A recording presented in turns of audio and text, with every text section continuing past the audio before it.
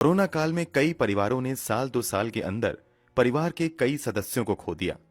आज की कहानी भी एक ऐसे ही परिवार की है जहां कुछ साल के अंदर बैक टू बैक 6 लोगों की मौत हो गई। मगर ये मौत उस दौर में हुई जब ना तो कोरोना था और ना ही मरने वाले को कोई दूसरी बीमारी थी। तो आखिर ये मौत कैसे हो रही थी? इसी सवाल का जवाब ढूंढता हुआ परिवार का एक सदस्य जब पुलिस के पास पहुंचा तो जो खुलासे हुए उसे सुनकर हर किसी के पैरों तले जमीन खिसक गई। सच्चाई यकीन से परे थी। इस केस को केरल के सबसे भयानक आपराधिक घटनाओं में से एक माना जाता है। तो आखिर क्या थी परिवार में लगातार हो रही मौत के पीछे की भयानक सच्चाई? इस पूरी साजिश के पीछे किसका हाथ था और आज इस केस की स्थिति क्या है? चलिए जानते हैं सब कुछ इस वीडियो में। इसी केस से जुड़ा एक बेहद ही अहम खुलासा फरवरी 2023 में ही हुआ है। इस खुलासे से इस पूरे केस की दिशा ही बदल सकती है। तो क्या है वो खुलासा, वो भी जानेंगे आगे। ये पूरी कहानी केरल के पोन्नामट्टम परिवार की है। ये पूरा परिवार केरल के कोझिकोड़ा जिले के कूड़ाथाई गांव में रहता था।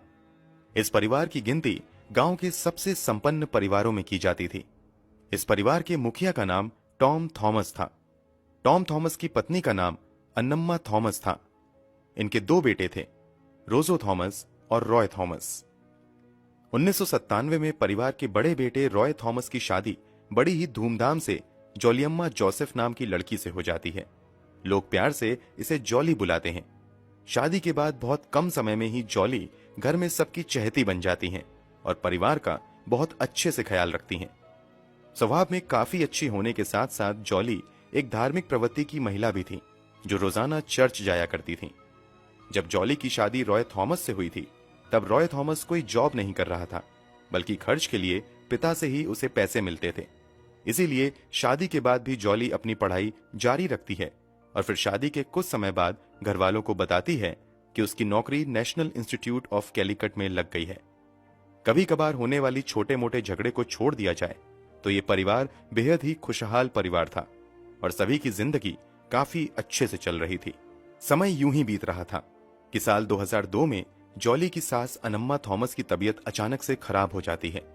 तुरंत उन्हें हॉस्पिटल में भर्ती कराया जाता है, जहां कुछ दिनों के इलाज के बाद उनकी तबीयत ठीक हो जाती है। इसके बाद उन्हें अस्पताल से घर भेज दिया जाता है। घर आए हुए 2 ही महीने बीते थे कि 22 अगस्त 2002 को एक बार फिर से अन्नम्मा थॉमस की तबीयत खराब होती है। इस बार उन्हें अस्पताल ले जाया जाता उससे पहले ही उनकी मौत हो जाती है। लक्षणों के आधार पर कहा जाता है कि यह मौत हार्ट अटैक की वजह से हुई है। मौत की असल वजह को समझने के लिए डॉक्टर की ओर से पोस्टमार्टम करवाने के लिए कहा जाता है, मगर परिवार वाले इस मौत को एक नेचुरल डेथ मानते हुए पोस्टमार्टम करवाने से इनकार कर देते हैं। इस तरह बिना किसी पोस्टमार्टम के ही अन्नम्मा थॉमस का अंतिम संस्कार कर दिया जाता है।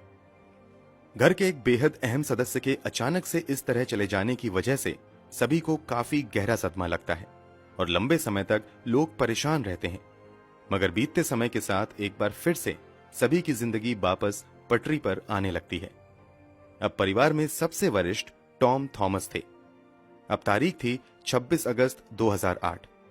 4 दिन पहले ही अन्नम्मा थॉमस की 6ठी डेथ एनिवर्सरी मनाई गई थी। घर पर परिवार के दूसरे रिश्तेदार भी आए हुए थे।